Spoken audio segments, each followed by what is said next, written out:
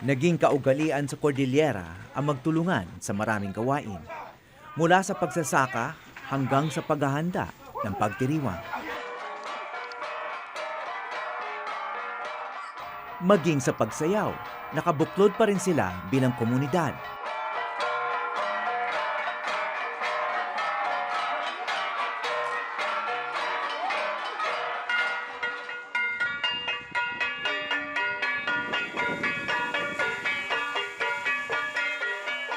Ramdam ng mga dayo rito ang lakas ng mga tradisyon na nais pa nilang palakasin. Ngayong pasukan, may bagong ituturo sa senior high school ng Lubuagan.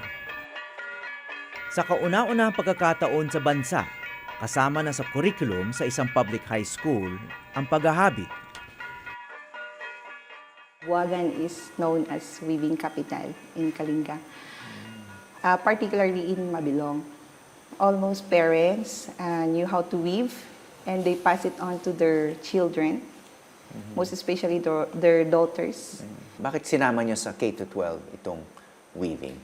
So instead of having another track or another specialization, established specialization like pedicure, manicure, cooking, other specialization, we will start with our own,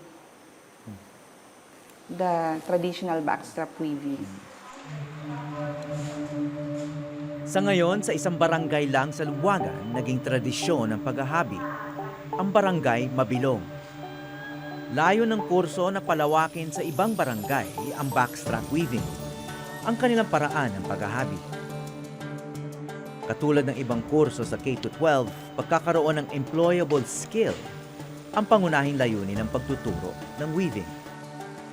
Kapag naging specialization nila yan, sir, no? At the end of grade 12, kung gusto mo siyang gamitin na isang credential, for example, gamitin mo siyang credential, mag-apply ka ng trabaho, wala namang makakapagsabi that you can do unique backstrap weaving kung hindi natin siya i-capture as a curriculum.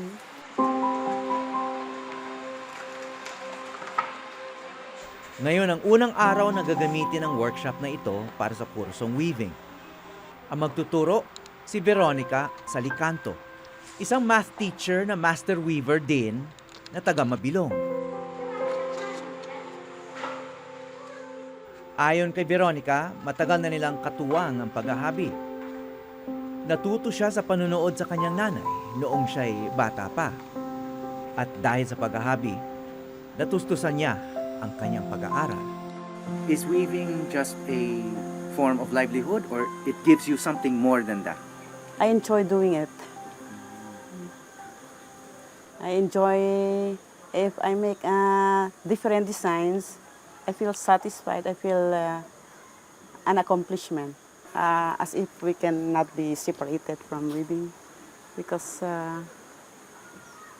it's a life itself.